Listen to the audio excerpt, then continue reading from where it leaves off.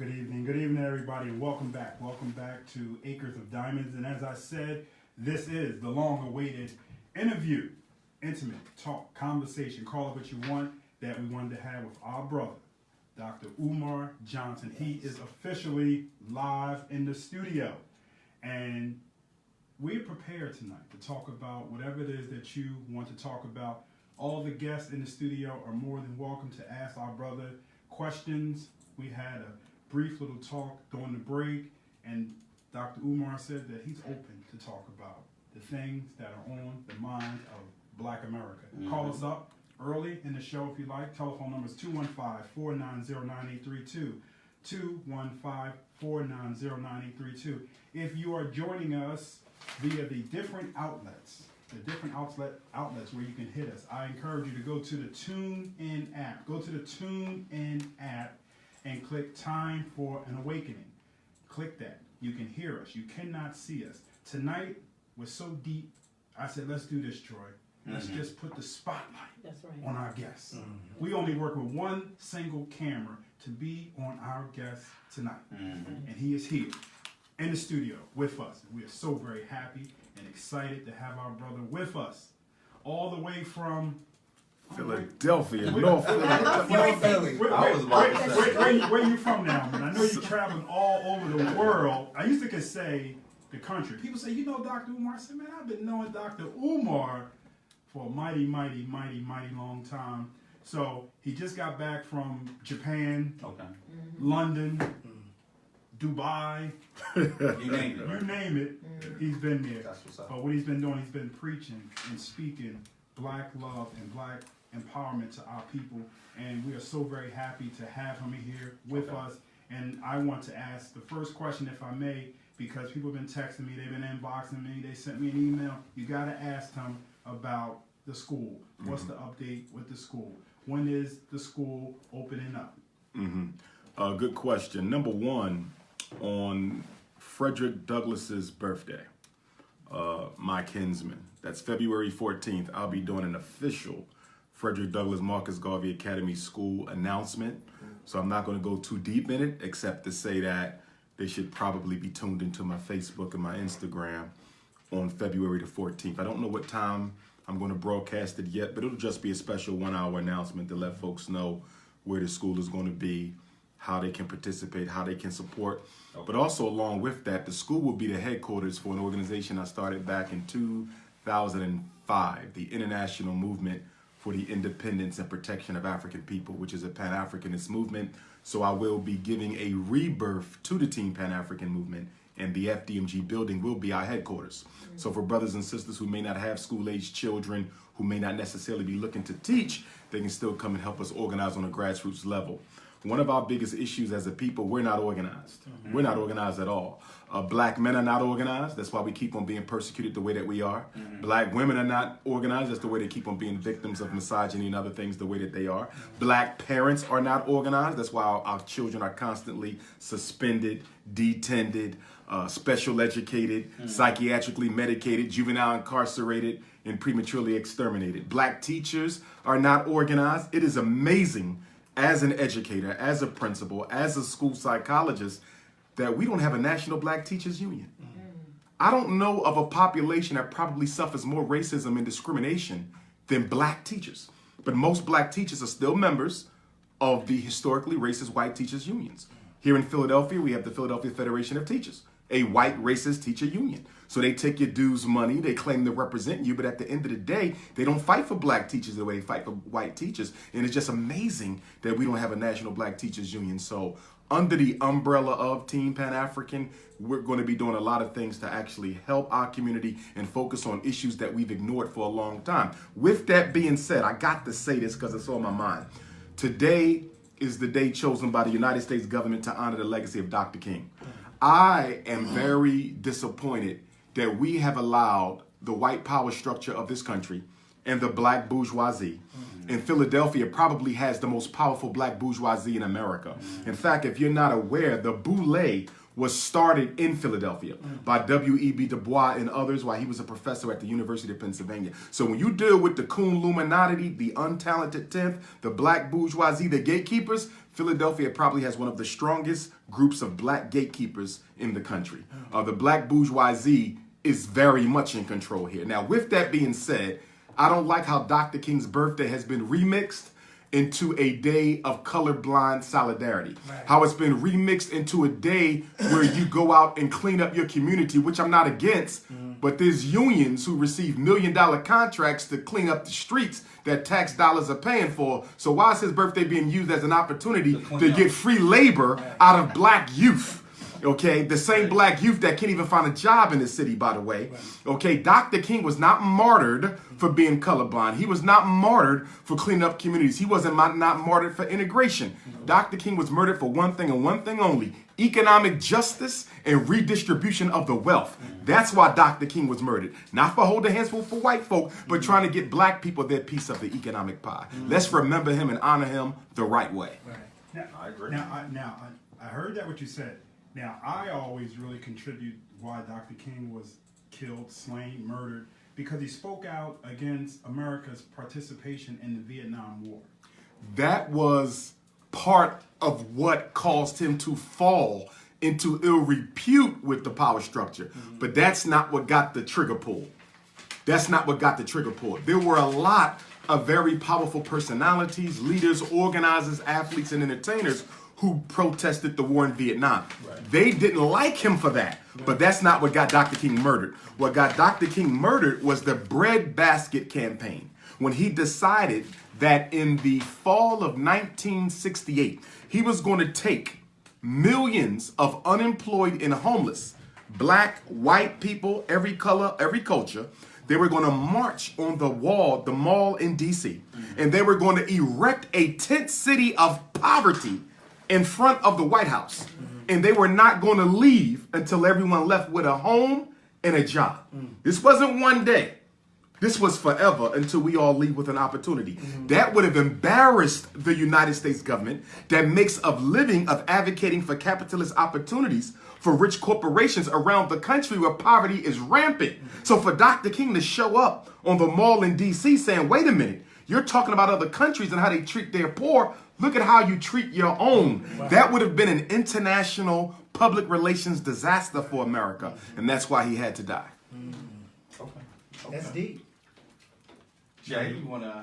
Well, I mean, I got a whole studio full of people now. Yeah. I'm trying to share. You're trying to share? I'm trying to share. Everybody jump in. I want to jump in. Go ahead. All right. So, when we as a people come together and we're, I guess you would probably say we're fooled into doing things the way, the majority or the dominant culture would have us do it, such as celebrating Dr. Martin Luther King Day. So let's move ahead to the future when your school is open. How are we going to celebrate, or would we celebrate? Or would it be a continuous celebration? How would you even acknowledge Dr. King? One of the things for me, and I study traditional African spirituality, one of the things for me that we do celebrate ancestors individually, but we also celebrate them collectively. Our ancestors are a potent force that Almighty God created to be at our disposal. And so it's not just a matter of celebrating Dr. King, it's about celebrating all of them who contributed to where we are. However, we will celebrate Dr. King. Dr. King is the last. Let me say it again. Dr. King is the last. Let me say it one more time. Dr. King is the last national black leader you have had in America to give us a serious, organized, protracted, measurement-based movement for change in America. No one since King has given you that. Jesse hasn't given you that. Al hasn't given you that. Tremendous respect for the Honorable Minister Louis Farrakhan. He has not given you that. The Urban League has not given you that. The NAACP has not given you that. Rainbow Push, the National Action Network. King was the last one to say we're going to fight for economic justice. We're going to fight for political justice. And he gave his life. No one else has given us, well, Malcolm died before King. I said since King. Okay. You got me? Since King. So here you are, as of April 4th of 2018, last year, 50 years since his assassination. And you ain't had a leader come even close to doing. I'm not talking about speeching. Right. I'm not talking about preaching. I'm not talking about marching. I'm talking about a observable movement of change where evidence can be proven. Right. King did that. The Civil Rights Bill didn't save us, but at least he fought for it. The Voting Rights Act didn't save us, but at least he fought for it. At least he gave you a tangible. And one of the weaknesses of the black conscious community today, if I may say so, as one of his spokespersons, is that we are very high on the philosophy, very high on the ideology, very high on the history, but there's no practical action. The biggest difference between black consciousness today and in the 60s is in the 60s, it was action-based. H. Rap Brown was action-based. The Honorable Elijah Muhammad, action-based. The sit-ins, the Freedom Riders, SNCC, Core, Stokely, you name it. They may have disagreed with each other, but they were action. It was about what are we doing? We flipped it now. Now you don't have to do anything. It's all about what are we going to discuss. And don't get me wrong, the discussion is necessary. The meeting is necessary, but where is the action? I say it all the time and I'm going to say it again. Information will never save you. Only organization will. The Honorable Marcus Messiah Garvey, leader of the largest black organization of all time and the only mass black leader to never take a dollar from another race. He said the greatest weapon used against the Negro is disorganization. He said the white man ain't doing what he's doing to you because he's stronger than you or because he's better than you. He out-organizes you. The Chinese in Philadelphia out-organize us. The Italians out-organize us. Why is it in South Philadelphia, in the Italian neighborhood, they can roll up to their street, and if they don't have a parking spot, they can park right there on the street, no ticket. If you do it in the black neighborhood, you're going to get ticketed. What's the difference? They are organized, and so the police know they can't get away with that. Wow, you just touched on quite a bit, and that last part about nobody has stepped up to do anything. But talk. But talk. Right. Just talk. That's all we keep hearing talk. And I think I've been talking to quite a few people about that. Why are we on the show? And I mean everywhere. Why do we just talk? Why was it? Martin Luther King was the last person that actually made things happen. Why are we still talking? Why are we still having these symposiums and these caucuses and all that and gatherings? And we're going to sit and talk You still need the discussion. So we don't want to throw out the discussion. The problem with the discussions is 90% of them are financed by the people you got to fight. Right. You go to a conference on mass incarceration, and then you find out a week later that the private prisons paid for the conference. You go to a conference on how to deal with disruptive behavior in black boys, and the next day you find out that the psychiatric drug companies paid for the conference. Right. So it's not that we don't need meaningful conversation. The conversations that are being had are not controlled and financed by us. We don't control the narrative. That's how Dr. King's birthday gets remixed into cleaning up the streets. It gets remixed into holding hands with white folks. You never get a conversation on economic justice because we're not the ones controlling the narrative at these conferences. And a lot of that has to do with the fact, and this is also a big change since the days of King, most of our community-based organizations are funded by the white power structure. It's a significant contradiction. The reason why you can't get nowhere is the people that's fighting for you are paid by the people they're supposed to be fighting. Right. That doesn't even make any sense. That reminds me, when we were in college, we met in college at Temple. We were fighting for WRTI. We met in radio. And WRTI, of course, was owned by Temple, but it was all jazz, straight ahead jazz. And at some point, classical station wanted to take over. And so now it's half jazz, half classical. And the reason wasn't because they wanted classical, it was because we were trying to play Dr. Mumia, we were trying to play his tape. Wow. So we had the actual tape that he made in prison, and we're like, what do we do? What do we do? We're gonna play it. We're gonna play it. So we barricaded ourselves in the studio and put it on. They were saying they're gonna take us out. They wasn't gonna let us graduate. That didn't happen. We had immunity because we were students. But my point is, at the time, we had to ask Temple to allow us to protest, them telling us that we couldn't play the tape, that we couldn't have all jazz all the time. And oh man, we had a brother, I can't remember his name, maybe you do, Troy, who told us, you don't ask your oppressor for permission to protest him. And it's just the mindset that we're in as a people. Like, we think that we have to ask to be free. We think that we have to get permission to be who we are. But the reason you're asking for permission is you don't want to suffer the sacrifices that will come from not asking. Right. So it's not that we got to ask them. It's that, listen, I got a $103,000 Mercedes I'm driving. You understand? I got a $250,000 house out in the suburbs I don't want to lose. I'm not And that segues into why we haven't had those leaders or followers, because you got to have both. Dr. King came at the right time. He was a leader who came at the time people were ready to follow. Marcus Garvey, same thing. To really lose too. I mean, Oh, yes. It wasn't. This is now. They diversified the levels of oppression. You just hit on it, Queen. What do I mean by that? During Dr. King, 1, 2, 3, 4, 5, 6 of us, right? We would have all been in the same neighborhood. He may have been a lawyer. I might have been homeless. He could have been an alcoholic. He could have been an engineer. It is all black. But guess what? That's right. You had to coexist with each other because Jim Crow kept you out of anything white folks was doing.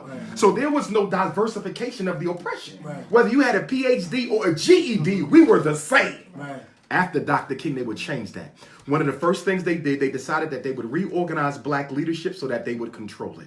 They decided that we would deliberately fund the black organizations to control them. Former President George W. Bush in the year 2000 took this to another level when he found a loophole in federal law that allowed him to not only fund black organizations, but fund the black church. If you want to know why the black church has been missing in action, and I'm going to say masjid too, you got bougie Muslims like you got bougie Christians. And ain't none of them doing nothing systematically to help black folks in Philly. I don't care who don't like it, but it's the truth. They all sit at that table. So when I say black church, I'm talking about all of them. Okay? Now, when he found a way to start funding them, you notice how you don't see churches at the forefront of police genocide?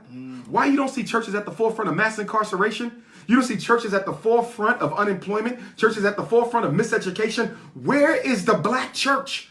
We are 19 years into the 21st century. The black church isn't playing a major role in anything that affects blacks because they're being paid to sit by the sideline. The revolution will not be financed by your oppressor. On that note, let's do this. Let's take a commercial break. We're going to take a break. You are listening and watching Acres of Diamonds. We're going to take a break and we'll be right back.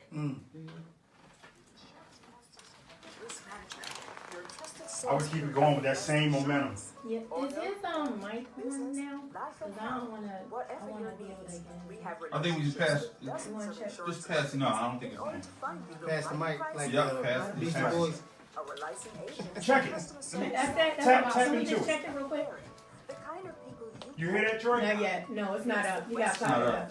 The Insurance Masters Total Risk Management is a full-service insurance agency dedicated exclusively to providing insurance solutions for our valued clients in Pennsylvania and New Jersey. As your locally owned and operated insurance agency established in 1993, you can take comfort in knowing our experienced staff of professionals is only a phone call away in true times of need. Save more on auto and home insurance when you partner with the Insurance Masters, located in West Philadelphia at 5930 Haverford Avenue. 215-476-7000. 215-476-7000. His mic still didn't go up? What the hell kind of night is this tonight? Everything. FBI might have got you. Sheesh. FCC, baby. They run the whole thing. I don't know if I'm hearing you test. Testing. Can't hear that? All right, y'all just got to share the money. Yeah, just shit. Yeah. Palmer, just grab them. I need everybody to get involved in this. Yeah, you know. We've been waiting a long time to get here. Can we touch on Whatever. I got you. You go in there. Let me see your list right there. No, right there. This? What are we doing about the kids here? The teenagers? Hit on that. Okay. That's part of that whole miseducation All thing. right. My question, before y'all hit on that, I because I know want to that's talk going to be about long, my but that's church. going No, go ahead. My church is to doing talk something. about Kamala Harris's announcement that she's running for president. Oh, excellent. All right, why don't you start with that Excellent. first? When we come back, Jay will bring in Jay, Excellent. and you can go ahead and run with that, and then I'll come somewhere along the line Excellent. and talk about other things. Whenever Excellent. Jay is ready, just give me 1 minute. Yeah, man. Yeah, buddy. I'm doing like 2-3 jobs tonight. Mhm.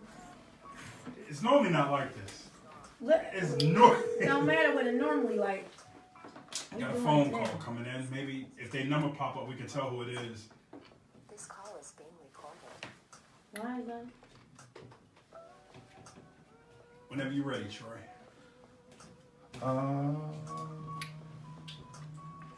We can bring it in.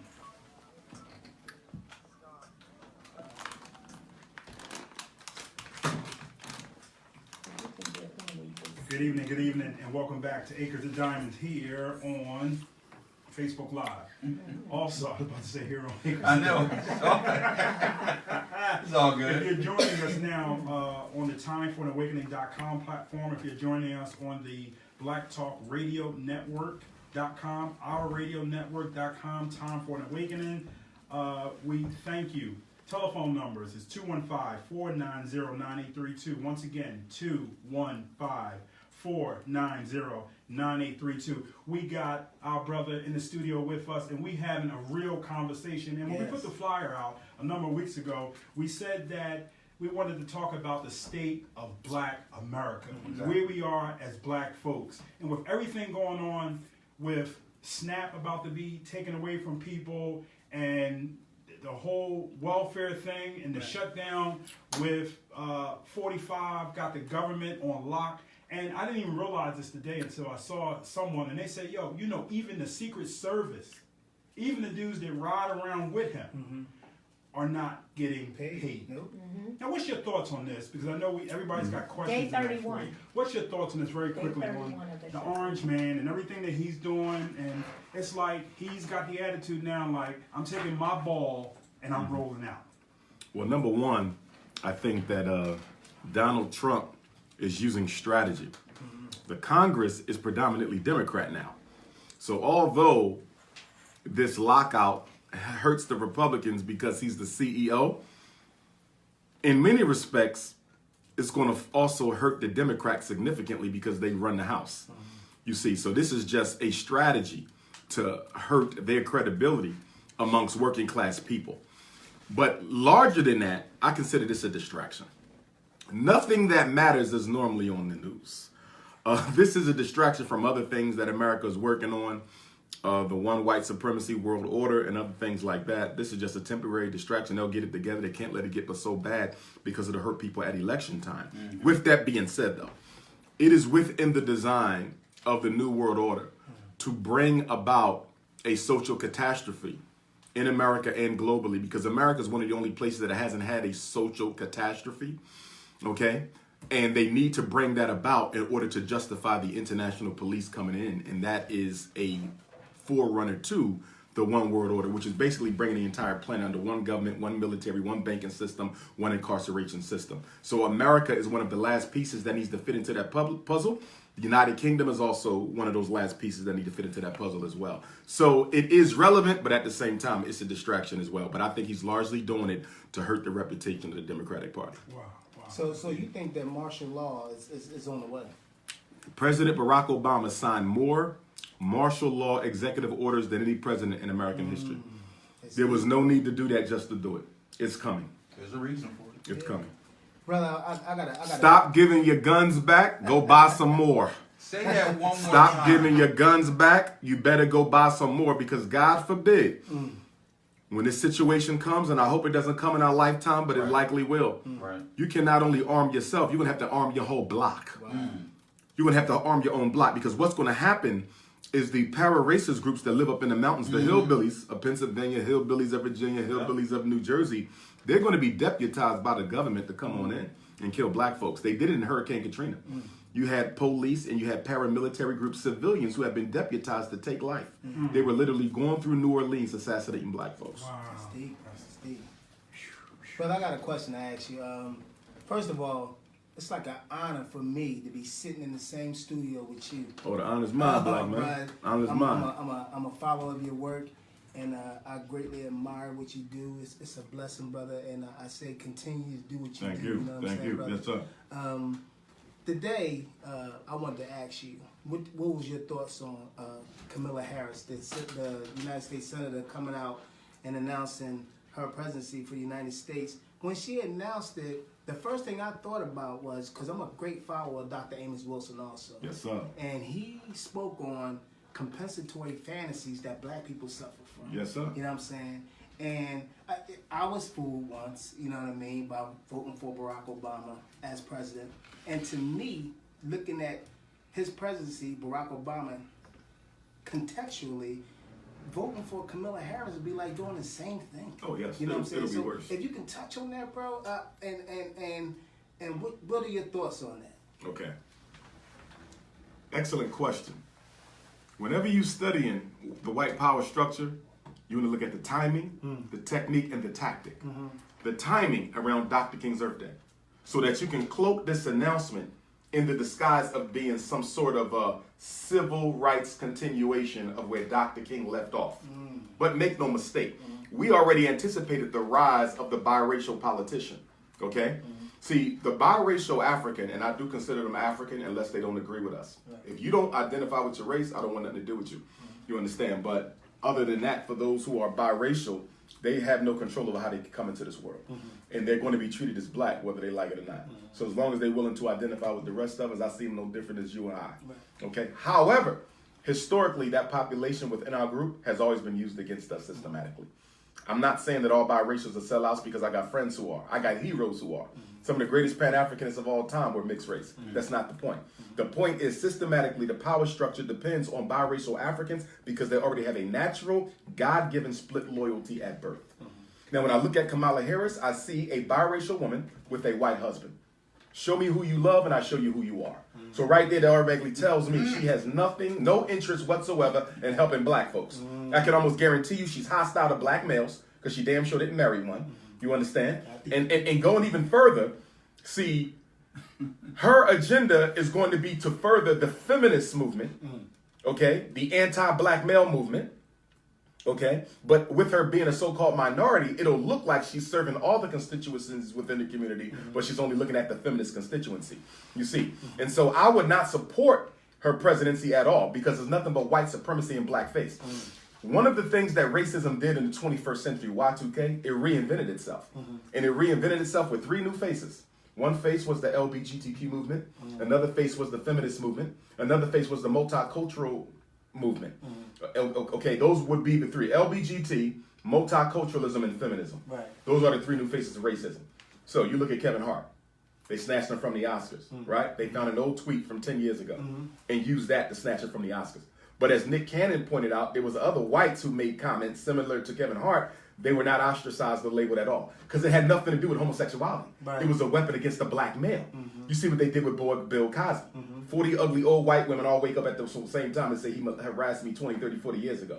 First of all, you're not going to wait to destroy the most successful, popular black man in entertainment at that time. Right. He was on top of the world. Yes. You wait till he's no longer on top of the world to come out with it? Y'all were set up to do that. Okay? The crime was destroying a successful black man.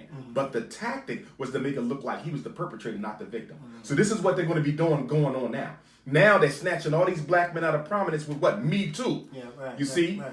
Or you either offended women, you offended gays, you offended the multicultural thrust of American society, which is nothing but an illusion. You see? So that's going to be the new thing. Making the victim look like he caused the crime. That's the new racism. So Kamala Harris is going to be worse than Barack Obama. Worse! Because she's a female. You see, so whereas Barack Obama was a male, he clearly hoodwinked, bamboozled, and ignored black people's agenda. He took care of everybody but us. Can't nobody name one law Barack Obama put in place that primarily benefited blacks. But I can name you 3 that exclusively benefited gays. I can name you 2 that exclusively benefited immigrants. I can name you 1 that specifically targeted women. Why is that? Because I mean, I heard you speak on these three components before, and that they're kind of to pull away from the black man. Yes. Now, where I agree with you, not that it matters, but where I agree with you is the fact that the black, I see it, I know it. I grew up with mostly black men, and I see how our society, or the society that governs us, is taking black men basically by the scrotum and snatching them down the best way that is possible. However, as a woman, there's a different struggle that we have as black women, and I don't believe that any black man can speak for my struggle, being raped before, being ostracized before, being pitted against black men, white women, black white men, and I think that the black struggle is in and of itself. But as a black woman, me speaking for the things that I go through, I don't think you can really do that. Nor do I want to. I think you should speak it, but you speak for those black women's issues under the larger umbrella of black people's issues. So black elders can speak to their issues, black teens can speak to the issues, black women can speak to the issues. The issue with the black feminist is, first of all, you're using a white woman's paradigm for your struggle. That's number one, okay? But then the second issue is you're linking up with white women who have never historically been an ally to black females. When you go back to the slave plantation, guess who the black woman's number one enemy was? The white wife of the slave master. Because she's, was after her. yes, Of course. it was the white woman that made him sell your babies away. It was the white woman that made him whip you until you died to show you he didn't have any affection for you. The white woman doesn't care about the black woman, but she will use, as my brother just said, imagination and emotion to make you think she gives a damn. And black people have only benefited white struggles in one way, providing with the numbers that they need to gain the momentum necessary to carry their agenda. We're being used by the LGBTQ. That is a white racist movement. We're being used by feminists. That is a white racist movement. We're being used by the multiculturalists. That is a white racist movement. So I'm not saying the black woman doesn't speak for herself. You should, but do it as black women and not as colorblind females. What are your thoughts on what's going on as it relates to Hollywood? And I want to... I'll give you one right now. R. Kelly. I didn't know if you wanted to talk about it. No, I know Go for it. listen, as someone who works in the schools, as a school psychologist, my doctorate is clinical psychology, I got into this field to help children. For me, there's no statute of limitations on child molestation or pedophilia. You understand? I don't care if you did it last week or 50 years ago, you should be held accountable for it. I want to say that out front. Yes. However, going back to the three new faces of racism, feminism, LGBTQism, and multiculturalism, okay, arts and entertainment or whatever channel put this on, they don't give a damn about black kids, black women, black men, black people. This was done for three reasons. Because first of all, most of the crimes he committed are old. They happened. So why wasn't it done back then? Right. All of you in the video, why didn't y'all expose R. Kelly back then? You know why y'all didn't expose him? Because y'all thought y'all was going to get something out of this. The sickness of the R. Kelly show is the fact that everyone on the show was an accomplice to the crime. So my question to them would be, when they lock him up, because you love kids all of a sudden, but you didn't at that time, are you acceptable being named as an accomplice and being sentenced to prison time yourself? Exactly. Every parent, every woman, all of you are guilty. And my issue with the black feminists is they want to separate R. Kelly away from the system in which he existed. This was not a one-man operation. This was a system of people that preyed on children or allowed them to be preyed on and did nothing as long as they were getting what they expected out of the situation. That's not justice. The only reason why you exposing them now is because you didn't get what you wanted. If you would have became a big pop star, we wouldn't even be hearing about the kids who allegedly were molested. And the only reason why I'm saying allegedly, because everybody got a right to tell their story. And until I see both sides and see the evidence and see everything else, I can't say who's guilty, who's not. But the way this is being done, this is nothing more than a test run by white power to see if we can get the black community on our side. Either way the black community goes, we will benefit. Let me tell you what I'm talking about. Let's say the black community says R. Kelly needs to go to jail. He's a pedophile and we do not accept pedophilia. The white power structure says good. Right. Black people are willing to let us destroy their own. So then, any black man we want to take down in America, who is not guilty of R. Kelly's crimes. We'll just paint them as pedophiles because it's been so sensationalized in the media that we could take out 24 more prominent black men who are not guilty because we got the black community to align themselves with the same criminal injustice system that's been destroying a community for hundreds of years. Now, let's say we go the other route and say, let's protect R. Kelly, okay? Because he's a hero and he's a successful black man and we ain't gonna let the white man get him. Then the white community says, great, we still got him. Because since they want to protect the pedophile, when the American Psychiatric Association normalizes pedophilia in the next 10 years, the black community can't say nothing because y'all said y'all wanted R. Kelly to be exempt. So if R. Kelly can be exempt as an alleged pedophile, so can all other pedophiles. Because there's a movement in this country by rich white males who want to normalize sex with children. So if the black community protects allegedly someone who committed pedophilia acts, then they automatically are supporting the movement for the normalization of pedophilia. So the question becomes, if we lose either way we go, how do we win? And you win by bringing justice to your own community, not going to white folks and asking the same people who committed more injustice against you than anybody in history to administer justice. You don't go to the rapist and say, can you try him for rape? You don't go to the thief and say, can you try him for stealing? You don't go to the abuser and say, can you try him for abusing? The white man is in no moral position to judge any black person for their crimes. We should be judging them ourselves. Man, I'm scared to ask you about the other.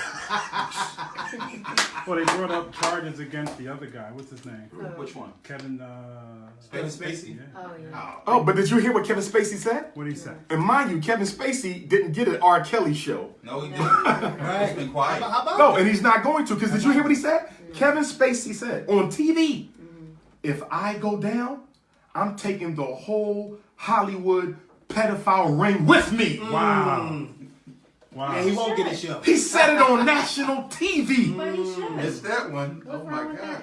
Oh, but they don't want the whole ring to go down because when they start pulling these pedophile strings, I'm telling you, But that's all most Hollywood is. CEOs of the music houses, most CEOs of the studios, do you realize, I read an article that said over 75% of all child actors since 1970 were molested Yes, that's true. in Hollywood. That's true.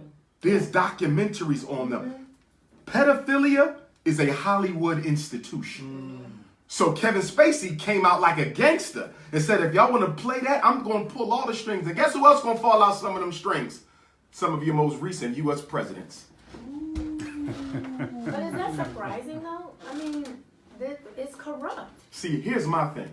If we're going to go after this, go after it systematically and institutionally. I'm not going to make you the fall guy for drug dealing. I'm not going to make him the fall guy for breaking in cars. I'm not going to make R. Kelly the fall guy for pedophilia. This is a system that has been maintained and protected and bred in American culture for hundreds of years. Do you know that every major white male father of psychology, okay, most of them did not oppose sex with kids? Nor did they oppose same sex. Yes, read Sigmund Freud. Read Alfred Adler. Read it. So this is nothing foreign to their culture. I'm not saying all white folks support it because they don't. There's a lot of white groups who are against the LBGT and they're against the pedophilia movement. But what I'm saying is the origin of this abomination, okay, has its roots in Greco-Roman culture. You can't find me no African civilization in the history of the world where being married to somebody of the same sex was acceptable or where having sex with a baby was acceptable. The punishment was death. And still is in most African countries. That's why they sent Barack Obama over to Liberia and they sent Barack Obama over to Tanzania, and Barack Obama threatened the presidents of sovereign African nations that if you don't legalize homosexuality, we will stop your funding. Why does the president of the United States care about whether or not gay people could get married in Africa? For two reasons. Number one is population control. Who's the number one supporter of gay marriage in America?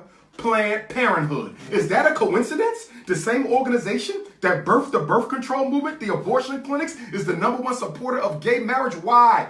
Because two gay women can't reproduce. Two gay men can't reproduce. And why do they want it in the public schools? Why did Barack Obama approve this in the schools? It's because if I can get to the kids at 5, if I can get to them at 10, if I can get to them at 15, I can homosexualize everybody through conditioning, because as we taught in psychology, as a man is taught, so is his thoughts. They engineering this at the highest level and at the lowest level. So the question becomes, when are black people going to stand up and say, this is not who we are? See, homosexuals was telling us, this is who we are. The European Jews, this is who we are. And the feminists, this is who we are. When do we stand up and tell the world, this is who the hell we are? When we going to stand? We need a backbone. Well, you have so many.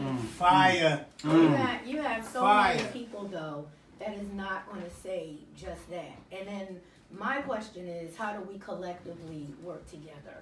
That's not realistic right now. What is it? So black people, who are black people? Black people are straight people that believe in what? What are black people? Black people are who? That believe in what? So you're gonna take the black LGBT community and move them over to the side? How we're still gonna be segregated. We're still gonna be marginalized. No. I'm going to.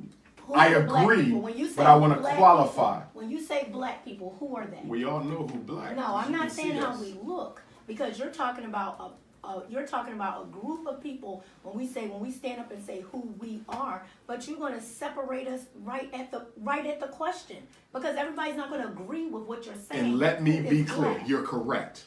You're correct. And let me qualify. Let me clarify my position. I am not looking for a utopian black struggle. Everybody's not coming along for this march. There is a black struggle, period. But no matter if you agree or let me not. finish this. Right. Well, there is no black struggle right now. We're doing nothing but accepting the white power structure's agenda. But my point is, I'm not looking for everybody to struggle with me. A black man married to a white woman, I don't want him. A radical black feminist who think the black man is her enemy and can't see that racism is the enemy, I don't want to struggle with her. Homosexuals and multiculturalists, I don't want them, because they're useless to where I'm going. I don't believe in a utopia queen. I'm not trying to bring everybody. So when somebody says, well, you're going to lose the gays, you're going to lose the radical black feminists, you're going to lose all the black men with white wives, good. Because that's not what I'm fighting for. I'm not willing to die for gay sex. I'm not dying for radical white feminism. I'm not dying for a colorblind society. I am dying for the liberation of African people. Period, point blank, end of story. I don't want everyone, because everyone can't go where I'm trying to take us. We got a phone call. What we're going to do, we're going to go to the phone line. We got a phone call coming in. Caller, good evening and welcome to the show. Good evening. Hello. Lost him? Okay. You know, one of my concerns was that, do you think that our brother Mumia will get a fair trial this time around? No, I don't. But we must fight for justice. Regardless. None of us knows the outcome of none of this. None of us knows the outcome of any of this. Okay? If you watched the game last night, it looked like Kansas City had New England. Right. Brady had to go 100 yards in what, 2 minutes? People said it's over. Till old Rusty Gronkowski caught that pass on the sideline and changed the whole game. Now, the referees gave him some help with some of them calls too. But nonetheless, you never know the outcome of your work. The final decision rests with the Lord. The final decision of all things rests with the Lord. And that's why we got to keep our faith. We can't quit. Because you never know. Dr. King didn't know that civil rights bill would go through. He didn't know the Voting Rights Act would go through. Do you know 200 years you had black people saying we'll never get out of slavery? If you say we can end this, they would have laughed in your face. But look at us now. Not totally free, but freer than we were. Although there's really no such thing as degrees of freedom. It's an absolute. But nonetheless, you get the point that I'm making. You see, so, for me, it's about coming together, to your point, Queen, because it was an excellent point. We don't come together necessarily under shared identity. You know why? Because you got Moors, you got Nawapians, you got Nation of Islam, you got God and Earth, you got Socialists, you got Pan-African. 50 people. But hear me. You're cool with that. I'm cool with that. You cool with 50 First of all, I'm not going to have 50 people. I'm not going to have 50 people. I'm not But- saying that, but I'm saying we're not alike. But remember this, we have far more in common than we have apart. Okay? And one of the things we can't do, see, when y'all over-exaggerate the differences of black folks, you play into the disorganization agenda of the white power structure. Listen, You're hold playing on. to it. No, let me finish You're playing to it because Queen. you separating us. Separating who? The gays? The You're black worried about the people. gays. No, I'm not separating black folks. Anybody can come, but you got to have certain criteria. What? Nobody Those are joins. yours. Those are your Exactly. And that's why I have my organization. Okay. And in Team Pan African, it's going to be my way. Okay, 500 let's people. No, it's going to be millions. let's go back to the phone line. Let's get But that call. I didn't this make way. my point. I got to make this point. White folks, you got Italians, you got Anglo-Saxons, you got the French, you got the Austrian, you got the Norwegian, the Greeks, the Romans. Guess what? They don't all get along at all. I work with white folks. The Italians think they better than the Irish think they better than the Italians, the Jews think they better than everybody. They fight like cats and dogs. But when it comes to the collective agenda of white folks, there is a time out called and they get it together. Yes. I was in China. Guess what? Indochina think they better than China. China think they better than the Japanese. The Japanese think they better than the Vietnamese. But when it comes to the best interests of the Asian people, they come together. You see the same thing with the Arabs. They know that they got differences, but they never let the differences keep them from fighting for the collective best interest of the race. Yes. We're the only people who want to make a million excuses as to why we can't do anything. We're so different. Nah, I don't. Wait. Time out. I'm saying the Time out. same thing. Let's go to the phone line. We don't want to lose this call. Go ahead, We need go to ahead, call. go ahead. Welcome to the show. You're on the line with Dr. Umar Johnson. Hello. Good. How you doing? Okay. Peace and love, black man.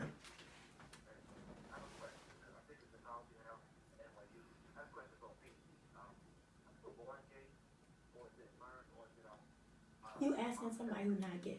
Say that again, Queen. What'd you say? No, go Wait, ahead. No, what was it? No, Queen. What did you say, Queen? The caller had a call asking if I you're want born to hear gay. his question. No, I got the question, but what was the comment? What you Speak, Queen. I speak. What did you say? brother. What did you say? I said, how you gonna ask a man who's not gay if a person is born gay? Okay, first I'm gonna deal with that logic. That's like saying It's not logic. no. Okay. That's like saying you got to be a drug. You must have been a drug addict to treat people on drugs. Right. You must have committed crime in order to reform You criminals. can be born gay. Right. Do you believe that? Of course not. But guess what? It's not a belief. Can I ask you a question? Did you read the 1974 American Psychiatric Association position paper on the normalization on homosexuality? I recommend you read it because in the paper they were crystal clear that there's no evidence that shows people. In Oh, 1974. and now let me take you up to 2005.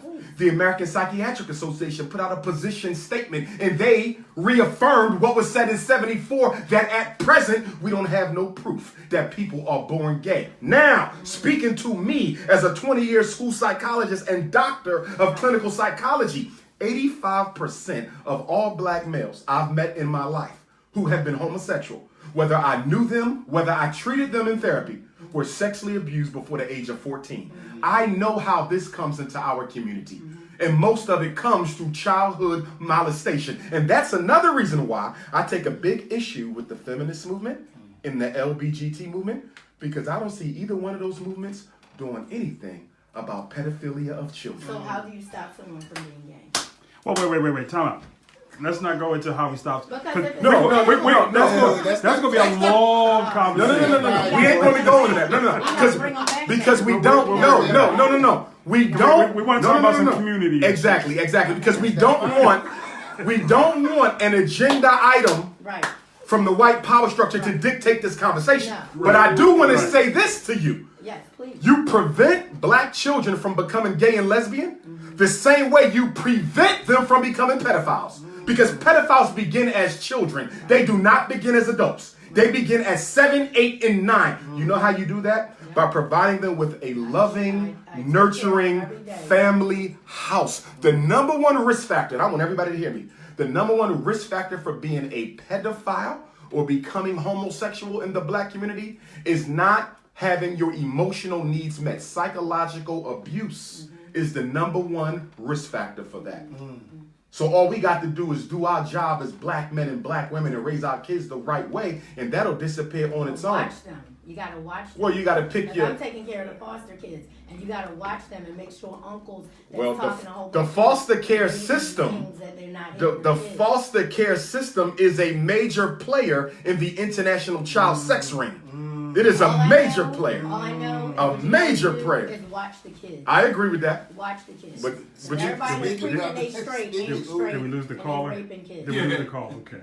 Yeah, we lost. We lost the call. What we got next? Telephone number, if anyone wants to call We in, moving off that gate thing. Let's do one more. 215-490-9832. We getting off of that. We unapologetically African black man with black woman, and anything else is an abomination. That's that fire, man. It's If you getting, yell it, that'll make it true. it's getting Prove hot. me wrong. Prove me wrong. The facts is the The facts. facts is The the facts is the facts. Separating while you're bringing everybody. Then guess what? Some separation may be necessary for victory. You proved your point. Show me a revolution where every member of the culture was a part of it. Show me one. I have none. Was they all in the Russian Revolution? Nobody ever Was they all in the agreed. Chinese Nobody Revolution? ever all agreed. All right. Nobody. Time out. Time out, I'm family. with you. No, No. nobody ever Time out, all family. agreed. No. I love Okay. my sister. We just having fun, y'all. That's We right. just having That's fun. right. Nobody ever And, all and, We and gonna take a break? this is what we do here. This is what we do here. Let's keep it going. It's 10 after 7. 10 after 7. You know, Dr. Umar, I'm always thinking about when law enforcement officers Yes. shoot black men. Yes. Okay. Just the other day, we had a shooting. We had a shooting that took place here, and Sorry about that. we had a shooting the other day. The older gentleman was 61 years old. He did not die, but he has a bullet lodged in his face. 4 to 5 black men did this after they went into his pocket and took the last $20 bill that he had. The last gentleman put the gun to his face and pulled the trigger. Now, we can always talk about, you know, the law enforcement officers, black and white, and Latinos that are killing black men. And I think someone said to me once, well, black officers in law enforcement should know better because they're trained, and this is not something they should do. But something that goes overlooked, I believe, in the community. We don't talk enough about when black men are killing other black men. Where's the agree. protest for that? Where's the Black Lives Matters at Is that for the that? white man's fault? I agree. Excellent question. Let's deal with this. Black on black crime. Couple facts right from the gate. Let's deal with those police officers. Okay. Some people would say you cannot blame white folks for this because black men did it.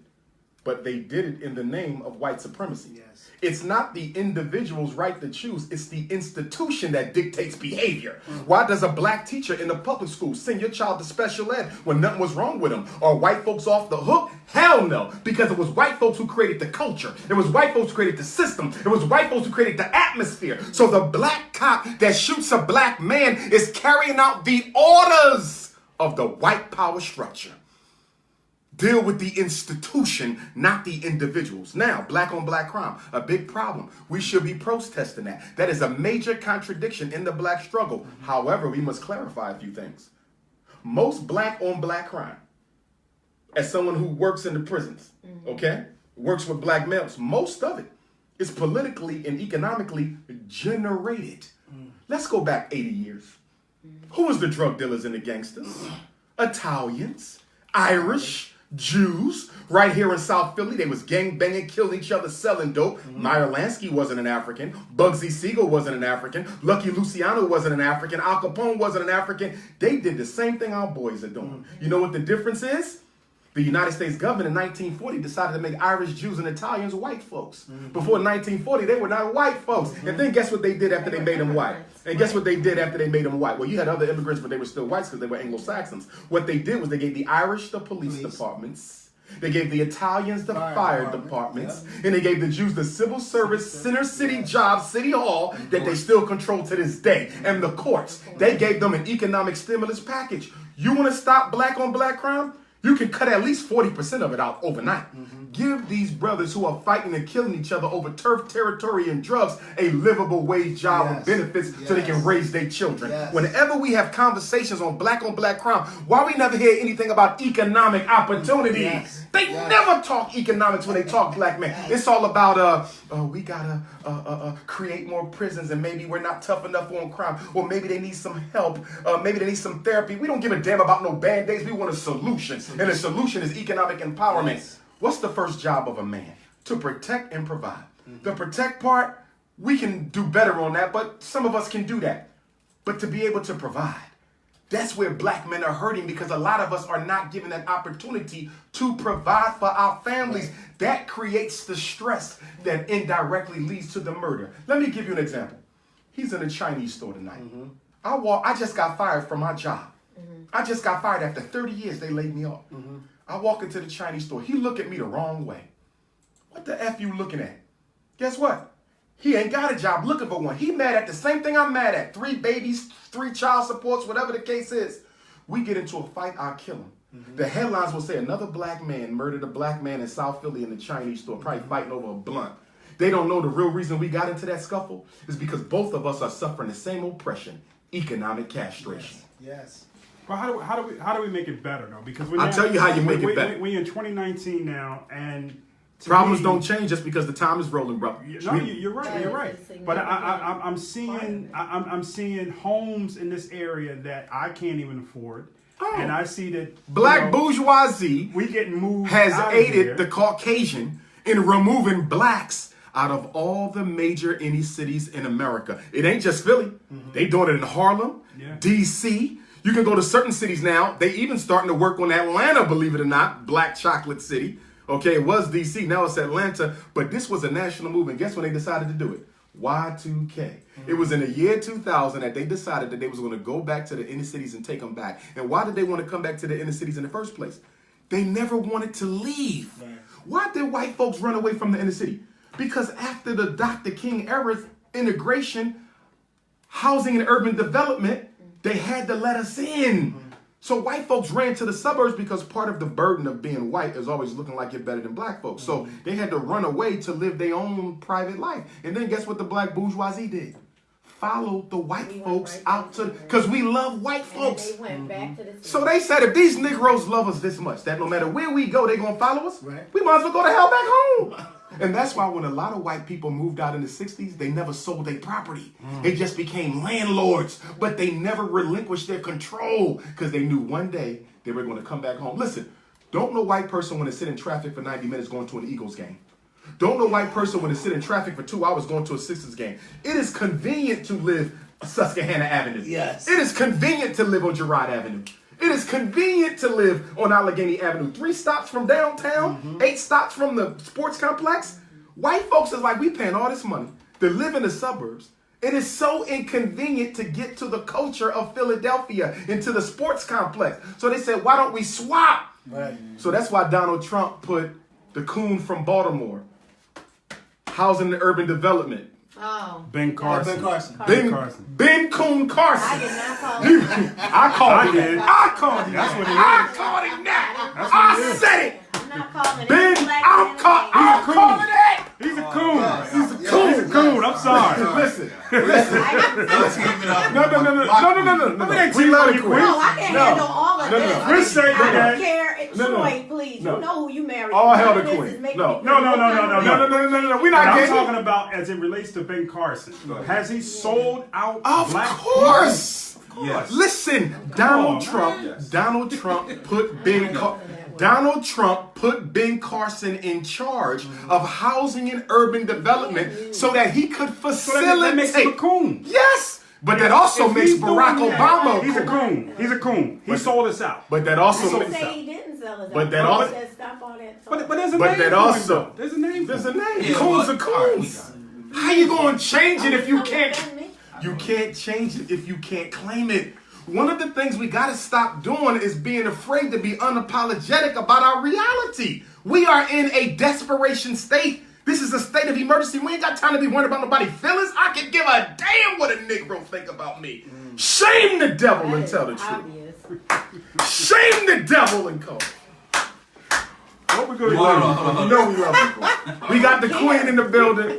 We gonna love you anyway. There you Respect go. me. There you go. No. Exactly. Part of being a black man, I got to put you on a pedestal even if you say don't do it. That's right. No, I'm on a pedestal. There she is. What we're gonna do? We're gonna take a break, a much needed break, so everybody can stretch their legs and get some water. You're listening and watching Acres of Diamonds. We're gonna take a break and we'll be right back. I would never say don't put me on a pedestal. I love every second of it. It's good. Every Ben Carson is a coon. But if he's a coon, so is Obama. They both did the same thing. What's the difference between Barack Obama and Clarence Thomas? Nothing. And Ben Condoleezza?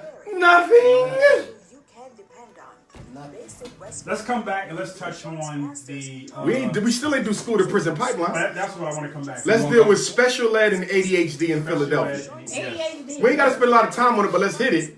And we could go wherever else. But hit that because you got parents. You said something. I was like, we gotta talk about ADHD. Ain't no daddy at home disorder.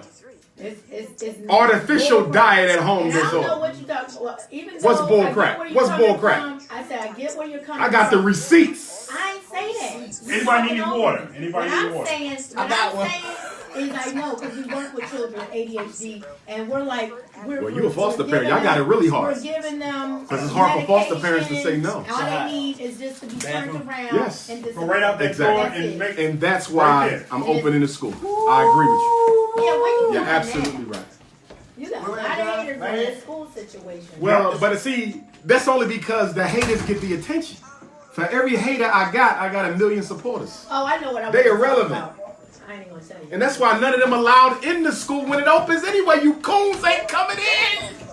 I'm gonna have a whole hater list. You just seem like you got this. You got this. This is What? what drove me Yeah. crazy Talk about to you me. when I first saw your stuff. I'm like, you got this separatist. It but ain't separatist. togetherness. It's righteousness. Ain't nobody Righteousness. righteous, brother. What did Jesus say? Did Jesus say he came for everybody? He said, I came for those in the house of Israel. He did. Ain't nobody trying to say. Did Moses save everybody? No. Moses say the Negroes I and all. get I get it. I get You it. feel me? I know. I get it. But No, let I me don't tell you feel this it, but though. I get it. I I get got- what you mean. There's members of the LBGT who support my work. Oh my gosh, they send me emails and everything. They Yeah, say, those are listen, the ones Doc. that said I was raped and that's how I got this way. But not only that, they'll say, listen, Doc, I never heard you say you wanted to bring harm to me. I never heard you say you wanted to stop me from living or Right. being. You understand? Right. Yeah. And they'll even say, I agree with you. You should say that. This should not be You should say that. well, You should when say the that. time is right. Because No, I'm going to have a sir. gay No, black sir, forum. say, Uh-uh. I knew it. I knew What? it. You should say that, sir. I do say something. Because you got people. But they can't say it in the like out Let's because get they don't ready want to come get back, lynched y'all. by the Let's get ready to LBGT. come back. Let's get ready to come back. No, I say it a lot Tell though. the truth. Hold up, Troy. Don't bring it back yet. Oh. But I'm having They gay never black asked me to be on conversation. the show if they don't want me to be passionate. I'm not afraid. I've been like Passion this is since I was spirit. You born. got to be passionate. I was like this. I don't. Be passionate. Let it out. Jihad, once you talk about that, can you talk about the court system too? With Oh, especially man. we were the juvenile court system, Oh man. as far as Oh man. these kids being sent to. Talk about it. Bring it up. I'm saying, So you know what? Yeah. Let's do school to prison. Then we can segue. However y'all want to segue. Good evening, and welcome back to Acres of Diamonds. Fire! With Harvard, he just changed the name. The name was Acres of Fire. Acres of fire. I'm a Leo. This is a lion talking to you. This Garvey. That's why. Wait a minute. When your birthday? August 21st, the same day as Nat Turner. That's why. Same day as the George Jackson. Same day as the Haitian Revolution. Same day as the birth of Christ. Okay. 8 deuce 1. Listen. A lot of people are inboxing me and they're putting What? they're putting posts on Facebook Live, and they're saying that we need to touch more, not globally, and what's happening in What, locally? We need to talk about locally. We need School to talk to about prison. a lot of the problems that's taking place in here. Somebody just put up. We're not laughing about any of the killings. No, out we ain't here. laughing. And there, it's serious stuff. In this room, you have 3 people that are involved in law enforcement. So we see it on a total different level. Yes. We may not be out there on the forefront marching, and I've done some marching throughout the years, but I don't want anybody to think that we're laughing, we joke. This is a very serious it's serious. conversation. Nobody- no. And we felt the need to bring some humor Yes. into the room. Yes. Which is because necessary to change the energy. Change the energy, You have to have okay? humor. So we're very concerned about the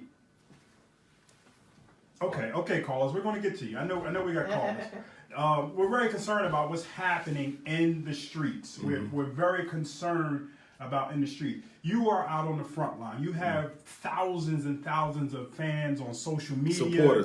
Supporters. I'm not an entertainer. You have a platform that many of us in this room do not have. And what advice can you give, because there are shootings and there are young people that are listening, that are watching tonight. We had a young brother that was from the Islamic community that was just killed, shot in the face up in Albany. I know another young brother that was killed senselessly, murdered. Very good friend. I watched him grow up. I watched his family raise him. Never got in trouble that I knew of. We just buried this young brother. We just literally buried him this past summer. So what can we say? So we know systematically with the economics and the politics of crime, we know that. When jobs are up, crime is down. When jobs are down, crime is up. But now you say, let's look at the black community. I'll roll in this, and I'll tell you what it is very emphatically. Black men have allowed the youth to break code in the community. I have never seen this. Black men, those of us 40 and over, 30s too, but more so 40 and over, because they clearly recognize us as the OGs. We have allowed our sons and nephews and cousins and next door neighbors to get so far out of hand with this violence that we now afraid of them. I want to be clear about something. As long as the youth know that the elders are scared of them, this won't stop. And I want to say this very, very decisively. Globally, Philly, wherever you at, because it's global, whatever you see in Philly, you see around the world. It's a Pan-African issue. But nonetheless, until black men take the streets back, it will always remain the Wild Wild West. Right. We have to literally go to the streets in droves and say, brothers, it's a new day. Hand out a new paper. These are the new rules. It's a phone number. Somebody threaten you, call this number. Right. You know what I mean? Somebody, gang violence, you call this number. And we got brothers who ain't funded by white folks. White folks, they got nothing to do with this. This is grassroots black men solving their own issues. And if we take the streets back, we can end this in 6 months. Can we take our streets back? Yes, we can. Can we as a people? But here's the come together problem. collectively? Yes, we can. Okay. Here's the problem. You got two issues with taking the streets back. There's a lot of people who make money by pimping black pain in poverty projects. Right. You understand? Right. Black poverty is a $1 billion industry. Yes. If you solve the black on black crime, a lot of people going to be out of work. Yes. You know how many prisons will shut down if we stop the violence? You know how many probation officers would be out of jobs? How many halfway houses wouldn't exist? You know how many federal grant dollars would be discontinued if we stop this? Why do you think when the Black Panther Party of the 60s intervened directly in the cocaine epidemic, guess who they had to fight the most? The police. Yes. For stopping the drugs. The Panthers had to fight the cops because the job of the police is not to stop drug dealing, but to contain it so it doesn't go into neighborhoods where it's not wanted. So we can't drive ourselves on this. The white power structure is counting on the violence to continue because it justifies the marginalization and premature extermination of black males. But let me say this last point. Go ahead. Like with my conversation with the Queen. Everybody's not coming for the party. I'm saying that to say this. I've never taken a life, God forbid. I hope I never have to. But if we're going to take them streets back, we got to admit something. I'm talking as a psychologist. Some of our young men, we've let them go so far for so long, they're no good to no damn body. There's people walking these streets where we're going to have to put to sleep. In other words, you might have to create violence to end it. It will be a cataclysmic altercation between black men and some of our youth. Most of our youth, we can get them. But there's some of them, they ain't going without a fight. And they're going to have to be put to bed. It's a shame. It ain't their fault. You understand? But you have a population of unreachables. The white man wants us to think they all unreachables. 90% are reachable. 10%, we're going to have a civil war with them. And that's facts. Don't give your guns back. Buy some more. So you're saying that the black Christians, the black Muslims, the Nation of Islam, the Sunnis, the black Israelites, everybody, there has to be a collective agenda to come together to approach these guys out on the street. Yes. That's face to face. Yes. There's no masculinity involved. It's all conversations in the safety of these rooms. How are we gonna stop the violence? Then you got to get in their face. You see what I'm saying? So yes, there got to be a collective and we got to go to the streets, and I'm all for that. It's the only way to do it. But here's the other problem you're gonna have, though, Jahid. You got to make sure that every black man in this movement isn't a double agent for the gangsters. Because you're going to have some brothers who only in it to let them know what our next move is. Yes. And that's dangerous because that can cause lives and casualties. So as you recruit, you got to make sure you got the right folks, because some of us are only going to be here to let the other side know what we're doing. Like I said, some of us are so far gone, we're going to have to be put to sleep. I think, too, in doing so, Here you go, brother.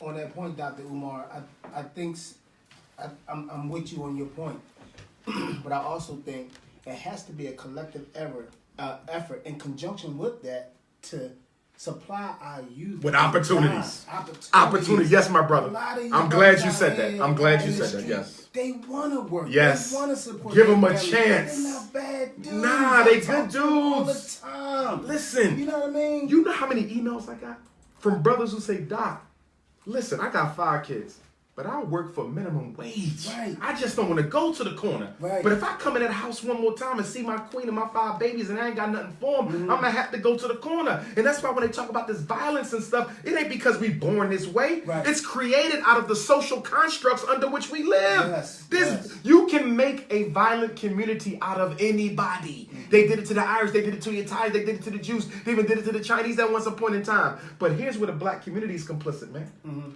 Look what Philadelphia spends on Christmas. Right. Black Philly spends $3 billion. Right. Not million, but billion every Christmas. With that type of money, you could give every brother a job. Yes. Why our kids ain't got our own schools? Used to have Frederick Douglass Hospital right there here on Lombard Street. Black-owned hospital in Philly, Frederick Douglass. No more black hospitals in Philly. We used to have 2. Right. We ain't got no factories. We ain't got no distribution. Where the hell is our Walmart? Because we damn sure don't need theirs. Right. You see, so we have to be willing to become more responsible with our economics. And we have to be willing to put our people before our own personal, useless, agendas. Can you speak to the black politics in conjunction with that? Because we got a lot of people, black people in politics. Oh, they're It useless. seems- They're useless. Speak to that. They're useless. They're useless. Listen, I agree with that. I respect everybody in Philadelphia City Hall, but let's just be honest. The blacks who currently occupy that have done nothing systematically to improve the quality of life of black folks in Philadelphia. Now, Jahid spoke earlier about, being in law enforcement and seeing this on a whole nother level. People often ask me, what do you want the black bourgeoisie to do for you? Because we can't do everything. Yes, we sold out. Yes, we there. But guess what? If we try to pull away from it, they'll kill us. So, Dr. Umar, what can the black bourgeoisie do to help? We can't be on the front lines with you, brother, but I want to do something because I don't want to die having been a total coon my whole life. You know what the black bourgeoisie can do? Provide us with the information. You ain't got to do nothing. If he let me know what they about to do, that's far more powerful than him being on the front lines with me. You understand? If Council President Clark said, listen, Dr. Umar, they're about to take these blocks back. Get the black people together. Tell them to buy as much of them houses as they can because the white folks is coming. That's all I need them to do. They ain't got to be out front with the Nat Turner hoodie. Let me know what my enemy's next steps are so we can plan and prevent them from taking that. The problem with the black bourgeoisie, they're not giving us the intelligence. The white man has a spy in every black organization. Why? To bring back the intelligence. The art of war is knowing what your enemy going to do before he do it and taking care of that before he get there. We have nobody amongst the black intelligentsia feeding the grassroots with information as relates to the white man's agenda. Listen, the real estate takeover, that was planned 10 years before they started it. Not a single black politician made a move. And speaking of black politicians, I don't vote for no black politician unless they can answer 3 questions. Question number 1, are you an independent candidate? If you're Democrat, you're Republican, I don't vote for you at all. Why? Because if you're Democrat or Republican, you're first of all obligated to the agenda of the Democratic and Republican Party. 2 white racist organizations who don't give a damn about black folks. Okay, that's number 1. So if you're not independent, you're not getting my vote because you're going to do whatever the Democrats tell you to do like a good old boy because they're the ones who funded your campaign, which is my next question. I want a complete list of your campaign funders. Hold on for a second, Hold caller. on, caller. Hold on. We coming to you. Complete list of your campaign funders. That's number 2, right? And then number 3, what do you do? Do it again, because I was distracted. Got you. So the first one, are you independent? I don't vote for Democrats and Republicans. You got to be independent because if you're not an independent candidate, you're not an independent thinker. Right. I want independent thinkers. I don't want no slaves to the Democrats and Republicans. Number 2, give me a complete list of all your campaign funders. Anybody who has donated more than $5,000 to you, I need to know who they are because the hand that pays is the hand that rules. Number 3, what are you going to do to give black people a major share of the economic pie in the city of Philadelphia? City of Philadelphia does billions of dollars of business. This is a national treasure because this is where the white supremacist fathers created that damn Constitution. You understand? So much money comes in here. What are you doing to make sure we get our fair share of the economic pie of Philadelphia? Because if you ain't growing, not small black business, I don't want to hear a damn thing about no small black business. I want medium and large black businesses. What are you doing to grow them? And the last question I'm going to have for them, what are you doing to improve the schools and put more black men inside? Because the number one thing that black boys need in the school district of Philadelphia is black male teachers, black male principals. I'm not talking about no gym teachers, and I'm not talking about no lunchtime aides, no bus attendants, and no hallway monitors. They need to see black men as leaders, teachers, and principals. And if you ain't got a black male plan for the school district, you don't get my vote. Well, seeing that you mentioned school, let's talk about school. Let's talk about school, and let's also talk about the whole special education as it exists. Yes. I have a child, and throughout the years, they labeled him special ed. What's his classification? Learning disability? Learning disability, yes. Okay. Yes. And throughout the years, they gave him service, and some of the services that they gave, I was not happy with. So I found myself going back down to the school, showing my behind and telling them, I know what my rights are and I know what you have to give him. And if you cannot provide it for him, you have to send him to another school on your dime. That's right. So they made the correction. Can you talk about how they entrap our kids and they give us this label of special education, then they want to give us the medication? Excellent point. Precursor to that. There's 6 cycles in the school to prison pipeline. 6 cycles of death, 6 stages of black male extermination. Miseducation. They deliberately miseducate the black boy from preschool to 3rd grade. It is not by accident. It's not because of poverty. It's not because of gangster rap. They do it on purpose. And the reason they do it on purpose is they have to make sure that the black boy can never challenge the white boy for political economic control. The black boy must fail. Then there's special ed, where they come with all these crazy labels. He's retarded. He's autistic. He's reading disabled. He's math disabled. He's mentally retarded. He's this. He's that. He's this. Most of these labels can't be proven, by the way. Let me be clear. You cannot prove a learning disability. Let me be clear. You cannot prove ADHD. Let me be clear. You cannot prove mild intellectual disability. No, you cannot. They are ideas. They are not facts. So then they special educate your kid with all these labels, and then they move on to psychiatric medication. Adderall, Concerta, Ritalin, Vyvanse, Strattera, which is nothing but synthesized cocaine. So then the question becomes, how is a society that says it got a war on drugs that's locking up black men by the millions for nonviolent drug sales, but you're giving the same dope that locked his daddy up to his son so he can sit still long enough to learn about Christopher Columbus? And then when the drugs don't kill your black boy's masculinity, because by the way, the enemy is masculinity. The enemy is being an unapologetically African alpha male. Let me say it again. America's #1 fear is not Al-Qaeda, and it's not the Taliban, and it's not the president of North Korea. America's #1 threat is the rising up of unapologetically African alpha males who ain't afraid to die for the liberation of their people. That's the #1 threat in this country. So then once the dope doesn't kill the black boy, then it's juvenile incarceration. And by the way, Philadelphia is one of the top cities in America for the incarceration of youth under the age of 21 years old. And guess what I was told? By a judge. This was a New Jersey judge, because I did my pre-doctoral internship in New Jersey. But guess what she told me? Philly, Jersey, it's all the same. She said, Dr. Umar, the #1 referral source for new juvenile cases is not the cops. It's the schools. She said the schools have passed the cops as the #1 source of new juvenile inmates. So when we say school to prison, I'm going to tell you why. Because when they brought the street cops into the schools. So your son gets into a fight. Before there was any street cops, guess what? He break it up, I break it up, 2-day suspension, after school, I might make y'all shake hands, right?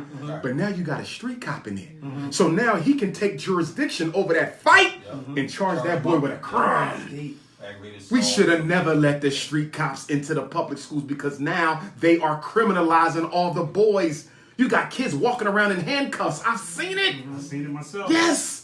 Something small like that. I'll give you something else. You know how they set the concrete in the yard? And you know the kids like to take the stick and they play in it? Right. You might get a suspension for that. Effacing school property. Right. But if the street cop catch it, now you're doing damage to city property. You see? Now it becomes a felony offense almost where you're juvenile, but it can get you some time. Right. So now that you got, so basically wherever you got street cops in the school, I want to be clear about this. The street cops take jurisdiction over the school principal. The street cop can tell the principal, that's mine's now. So the principal is damn near a flunky and a servant in their own school as a result of the street cops. Wow. This is how bad it is. So when we say school to prison, we literally mean that. If a black boy can't read, by the time he finishes the 5th grade, there's a 75% chance he will spend at least some of his adulthood in prison. Reading. 75% of special ed is reading. When you go into any prison, ask them brothers what level they can read on. It's less than the 5th grade. And some of them have diplomas. Wait a minute. You have a diploma, but you can't read. That means you were socially promoted every year through school just to get rid of you. And I'm going to tell you what the culprit is. Lazy parents and racist white teachers. Lazy black parents and racist white teachers. Until we deal with the lazy black parents and racist white teachers, we'll never fix this. It's both of their faults. They work together against the black male child. So it's almost like, damn if you do, damn if you don't. Because if you got a lazy parent and you got a teacher who don't care. You got the police in the school. He's a lifetime criminal waiting to happen. He's a lifetime criminal waiting to happen. But to the parent, okay, here's where I want to implicate black males. Because as you know, Queen, most of our kids are raised by single moms. That's right. And every time something goes wrong with the kids, everybody want to blame the single moms. I don't blame the single moms because they're doing a good enough job. They're doing the best they can. Where are the black men stepping up to help our single mothers raise these boys? I don't see enough Christians. I don't see enough Muslims. I don't see enough professionals. I don't see enough community-based groups. I was speaking with a reverend whose name I'm not going to call. I said, Rev, why your church ain't doing more to help the single moms with their sons? All them black men you got in your church, every one of them should have 2 boys they responsible for, even if they got their own. You know what he said? What's that? We got to find some funding. What the hell you need money? And you supposed to be a servant of the Lord. You need money to help her with her son? Is that how bad we've gotten where we got to be paid? Where would we be if Harriet Tubman said, where my check at? Where would we be if Dr. King said, where my check at? Where would we be if Malcolm, Muhammad, Garvey, if any of them said, how much am I going to get paid for risking my life to save you Negroes? If Harriet Tubman was waiting for a paycheck, we'd still be in chains. So what are some of the things that these parents need to know as it relates to special ed? Because there's a lot of labels. And a child just may not know, it might be dyslexic. Now they're saying special ed, can't read. Right. So when I went to school, they gave you a label. You were Okay. I'm going to run it off. That was the only label. That was the only label. Right. And you knew them because they was in a small class. And everybody laughed at them. And they still are. The only difference is if they're in a charter school. Charter schools are not required to have self-contained special ed classes. So if your son is a learning disabled student in a charter school, instead of being self-contained, he's mainstreamed into the regular class. But I like the mainstreaming because most of the kids ain't got nothing wrong with them in the first place.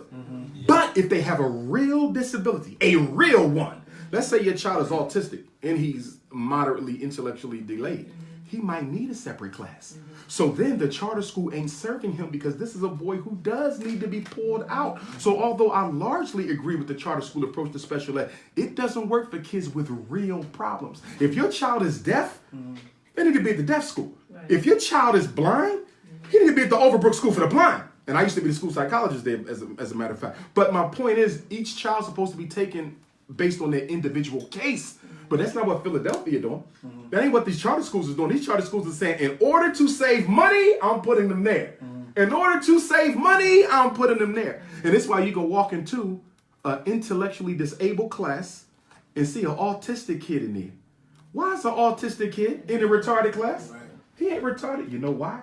They're banking that the black parent don't care enough about the kid to even visit the class Right. to see that the child is misplaced, because if they separate him out, they got to pay a teacher just for that one kid, because you can't mix autism with that unless you can justify it. So what the school district of Philadelphia is doing, and charter schools, they're mixing disabilities to save money. And the only reason why they ain't been exposed is because most black parents could care less about it. They don't know either. Oh, a lot of them don't know. They Well, let don't me know. say this. I'm glad y'all brought this up.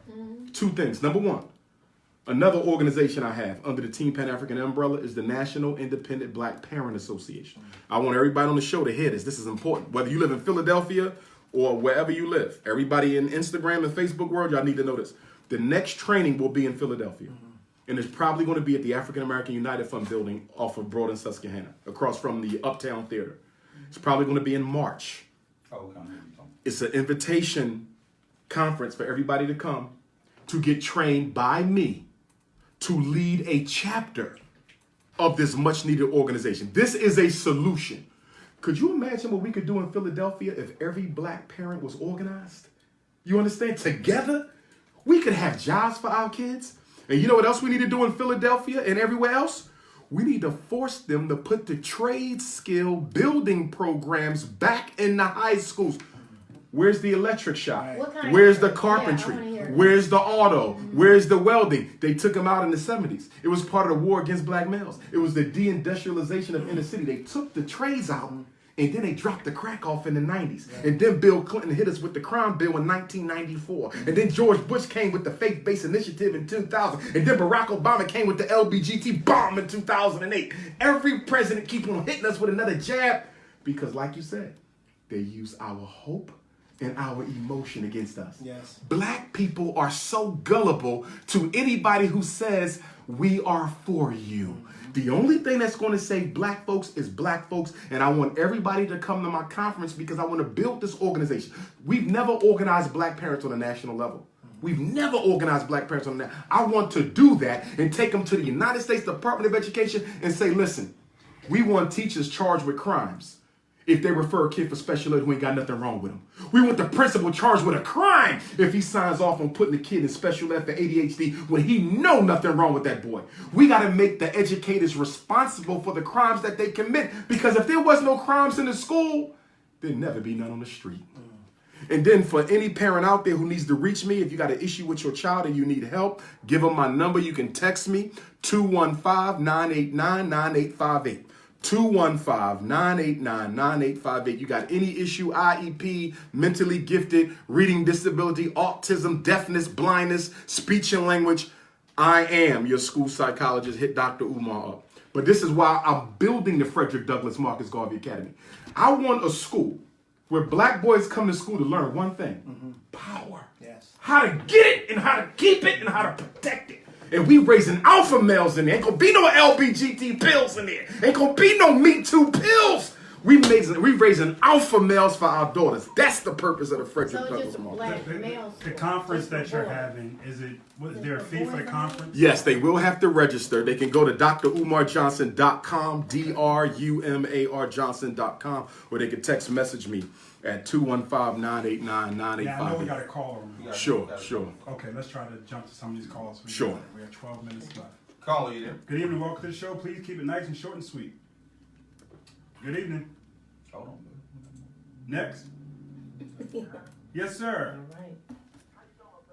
Hey, how you doing?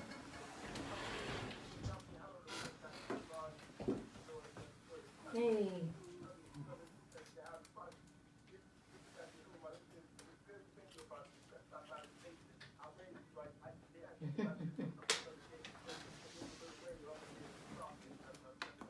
Hey, that was you?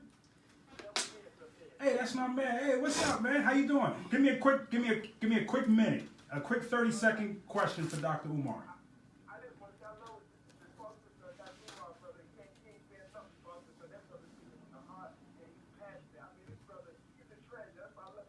Yes. Appreciate you, brother.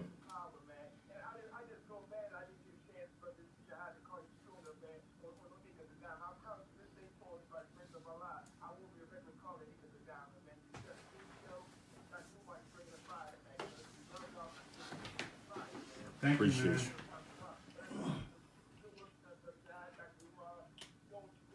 Thank you. We love you. Much love. Appreciate that. Appreciate that. And one quick point before you hit that next caller. Again, we wanted to remind everybody that Thursday, February the 14th, 201st Earth Day of the great Frederick Douglass. I will be going live from Facebook and Instagram simultaneously to announce the location of the first of hopefully several Frederick Douglass Marcus Garvey Academies. That's the 14th.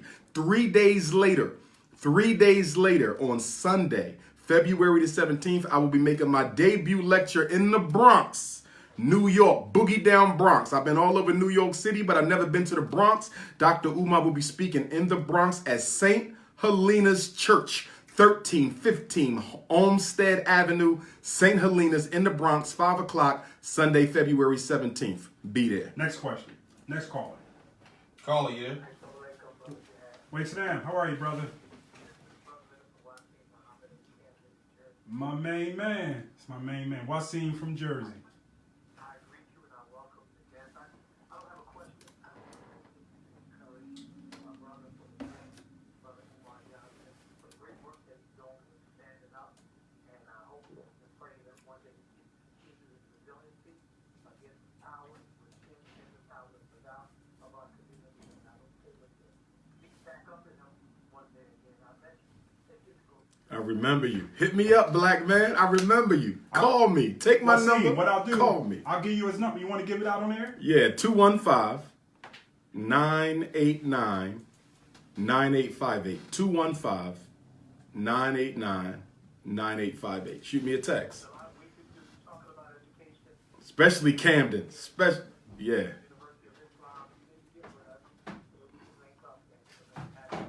No doubt. Let's do it. Let's do it. Thank you, Brother Wasim. It's my man. He gave me a ride back from New York the other night. I was stuck. I was stranded. Next question. Caller. I keep saying question. Next caller. That's it? No, we got one more. Okay, one more. You were the last one. You're with Dr. Umar Johnson. Welcome to the show. Hello? Caller, you there? Okay, that's good. Don't worry about it. A lot of people have said negative things about you. They put out negative posts about you. You know, you were going on an ongoing battle with, I'm not even going to mention his name, but it was an ongoing battle, man. And, people have been coming at your neck, about the money that was raised for the school. When is the school going to open? So you have the date selected that you're going to make this major announcement. And I think by, you saying that, you'll be able to put to bed and put to rest many of the naysayers that say that, because our people, man, and I was really hurt by a lot of the comments that our people, black people, were making about you personally. And I'm like, this is a personal friend of mine.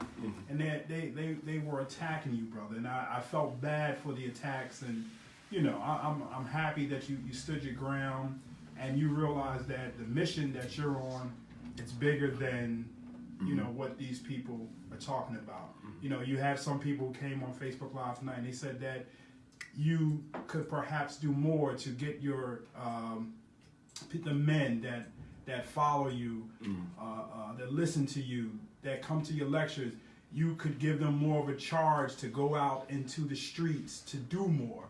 Maybe you should talk about this more at your lectures. What thoughts do you have on I'm already doing that in many respects. But I will say this, though. If there's anything that has held me back from being more aggressive with my agenda to liberate our people, it has been not having a home. And what I mean by not having a home, because the school is so central to my life and work, I needed to know where it was going to be before I could really dig in and start building up around it. You know what I mean? So now that we have the school, I can now start digging in and getting some of the things done that I wanted to get done. But the National Independent Black Parent Association, we've been rolling.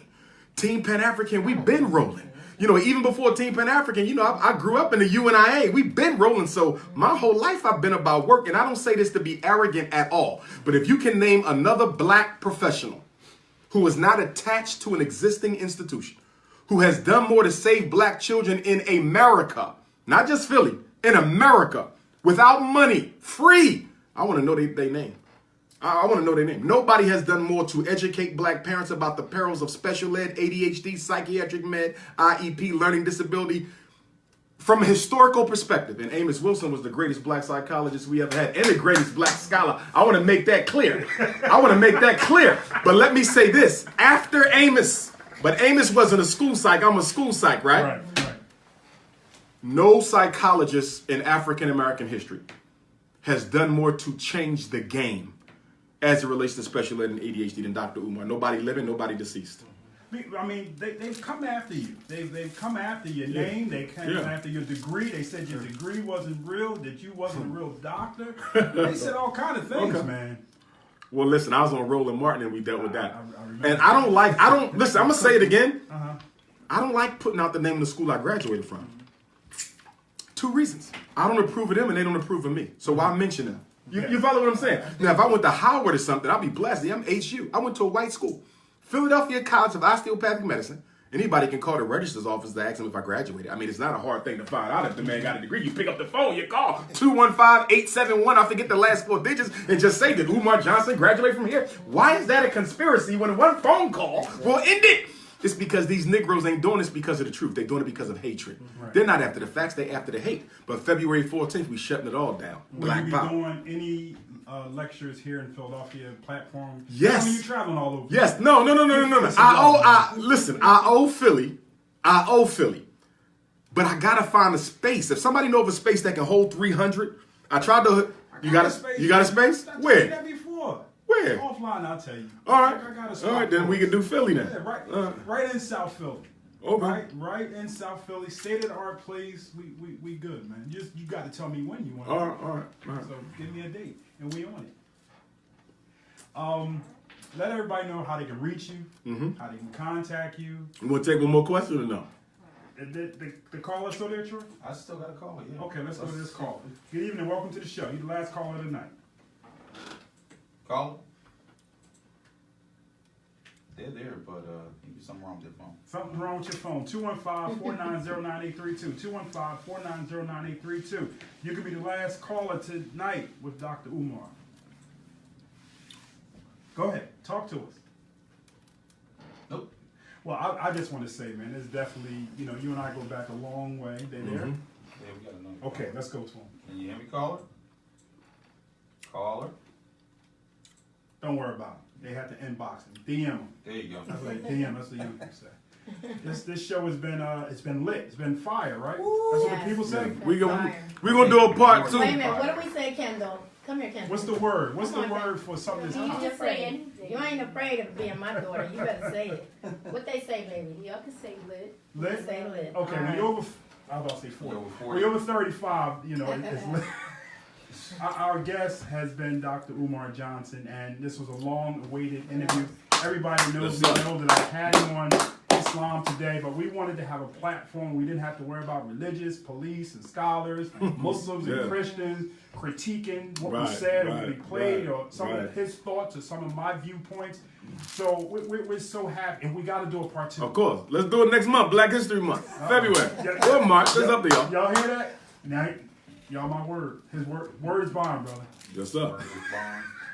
You never heard that? Bond. I heard it. Word is bond. We say that all the time. Yeah, my word is bond. I got you. Okay. It's been a really great show. I want to thank everybody who called in and everybody who tuned in on the TuneIn Radio app and everybody who tuned in via Facebook Live. Very great show. Yes. The last 2 minutes of the show, brother. Yes, Mic sir. is yours. You want to reach Dr. Umar, drumarjohnson.com.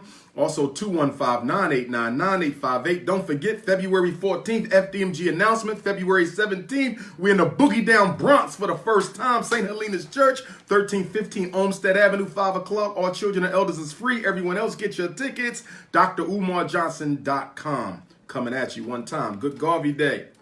Pan-Africanism or perish. Now you see what I did for you. I took the Garvey picture Oh, from out of there Yeah. Yes, a sir. month ago. You see You gotta that? take up it right there. You see that picture?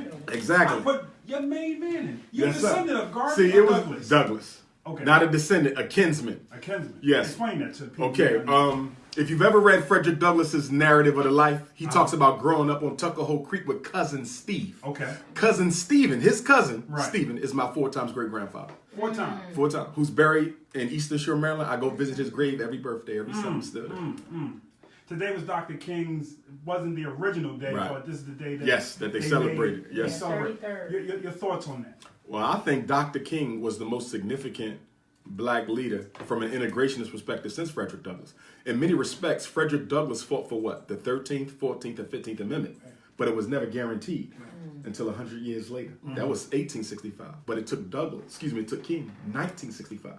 The Voting Rights Act and the Civil Rights Bill to validate the work of Douglass 100 years ago. Right. So when I look at my work, I've got to validate King from 50 years ago and Garvey 100 years ago. You feel me? Now, what about Malcolm, man? How come they overlook Malcolm? I don't overlook Malcolm, Some people but I do. think one of the reasons Malcolm gets overlooked because unfortunately he was never allowed to do the work he was sent here to do. Okay. If had Malcolm been allowed to live, he may have been one of the greatest in terms of actual accomplishment because whereas King was local and practical, Malcolm was visionary and international. Malcolm was going to finish Garvey's work the way King finished Now, Douglas. I want to close on this. The man, in my humble opinion, that has been written out of black history, the Honorable Elijah Muhammad. I don't know. Let me tell you why I say that. Most history books that I look in, Right. he's in them. Garvey not, but Mr. Muhammad is in them. Yes. Really? Yes. Okay.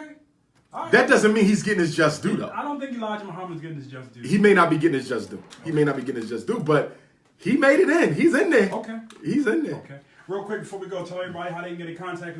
One last time. 215-989-9858 or the 800 number 844-4 Dr. Umar. That's 844-4 DRUMAR. February 14th, February 17th, Bronx, New York. I'm coming. Boogie down, Bronx. I want to thank everybody for tuning in. Wait, where you going to be at next? The Bronx is my next joint. That's your next joint. the Yeah, Bronx. yeah. Sunday, February 17th, 5 o'clock, St. Helena's Church, 1315 Olmsted Avenue in the Bronx. First time in the Bronx. Yes, sir. I'm normally Brooklyn and Harlem, so this is Right. my first time in the Well, Bronx. thank you, brother. I thank you Thank so much. you. for I being enjoyed with it. us. And we got to come up with And shout out to the Queen and the Princess in the building, you know what I mean? We support the Queens. Yes, yes. Everybody have a great week, and we will see you next week, God willing. Peace. All right. That was a good one. Great show. That was- Great show. Great show. Yeah,